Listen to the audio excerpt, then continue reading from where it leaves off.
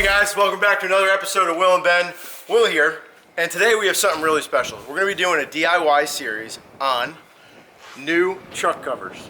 So we're really excited. We just picked up our Diamondback truck bed covers. We're going to be doing two of them today. One's going on my 2016 Chevy Silverado 1500, but I have this old fold-up flip cover that it did okay, but it's not really hard and it's not that waterproof.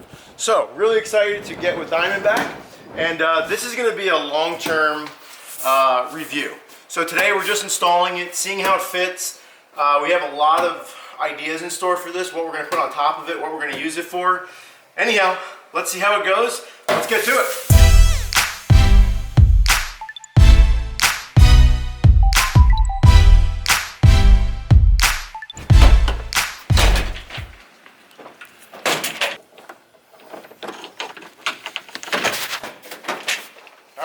Out with the old, in with the new. This is the ultimate unboxing. Didn't get it. Got it. Oh man. Wow. This thing is awesome.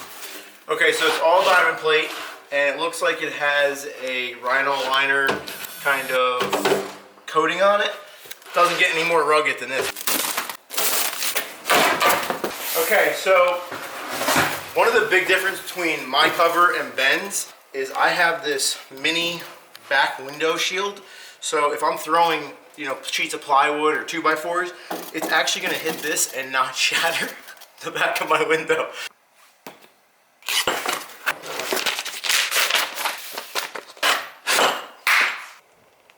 Yeah, I needed to read the instructions. Yeah, you must have been the last one to use this. Yeah, that's a lie. Alright. What do you need? 9/16, check. Stat. 7/16, stat. Ready for surgery. Let's do this. So now that everything's been laid out, it's time to lay down the center panel. This is probably the most important part of the entire build. You have to make sure it's centered between your truck bed. And after that, it's as easy as just tightening down the screws, making sure everything is snug, and you're on to the next step. All right, all 4 clamps on the center bar are finger tightened. So the next step is going to be installing the rear panel right now.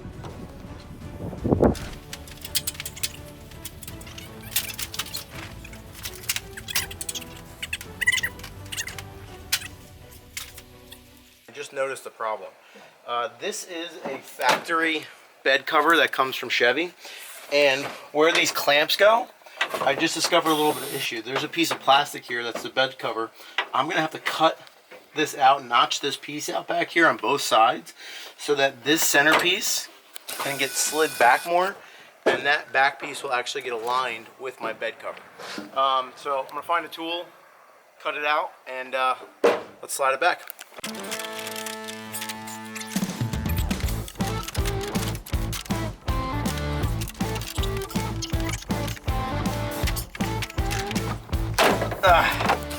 Okay, so that side went much better than the other side because I figured I could pop this out before I cut it. Anyhow, I went with these titanium shear scissors. If I had to do this again, I would definitely use a Dremel. It would cut much nicer and look a lot better. So that's that side. And yeah, let's come take a look at this side. I chewed it up a little bit more, but I can always clean it up, make it look better a little bit. Okay.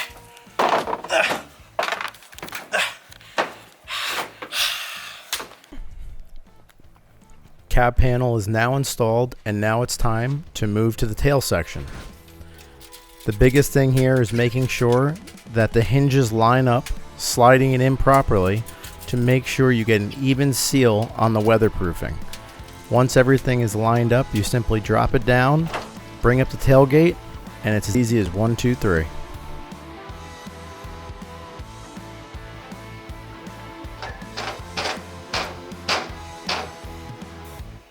Alright, so the last cover is installed, and what I'm going to do is I'm actually going to use the lines on my factory bed cap covers, and you can see there's a straight line in there. So what I'm doing is I'm just pretty much lining up the bed cover to the rail and making sure they're equal on all sides. So next step is going to be tightening down the setter clamp.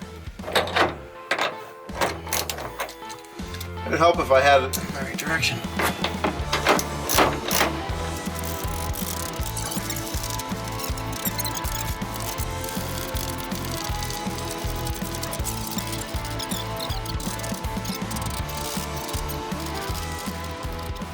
Okay, so when you guys are doing the clamps, I just figured out that there's little grooves up inside of there, and these clamps are specifically made to go inside of the groove.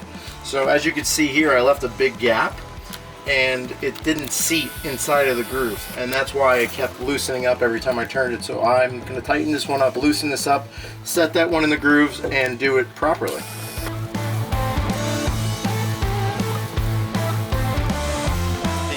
Are tightened down. They do recommend after about 100 miles to go back, check, make sure they're, you know, tight again. So the next thing we're going to do is we're going to be tightening down the locking mechanism. We're going to make sure it's aligned with underneath the bed. So we're going to line that up. Remember, you have one on the front and the back cover. So we'll do that now and make sure it locks up.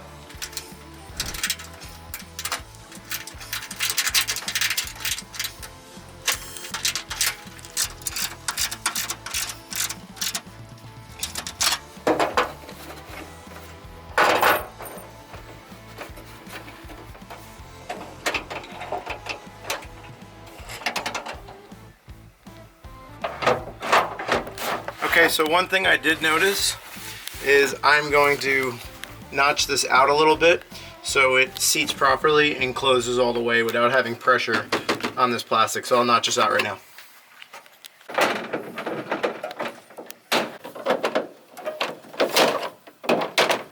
Okay, shut it.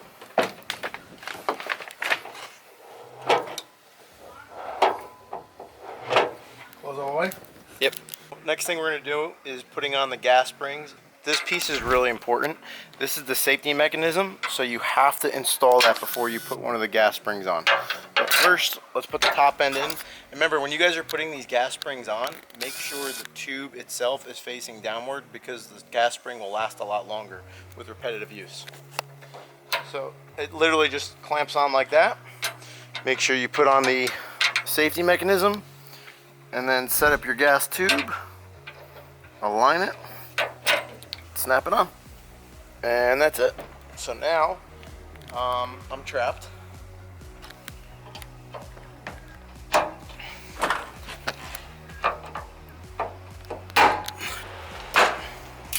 And that is it.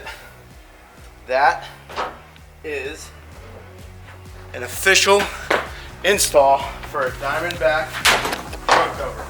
Guys, definitely check them out. This thing looks awesome.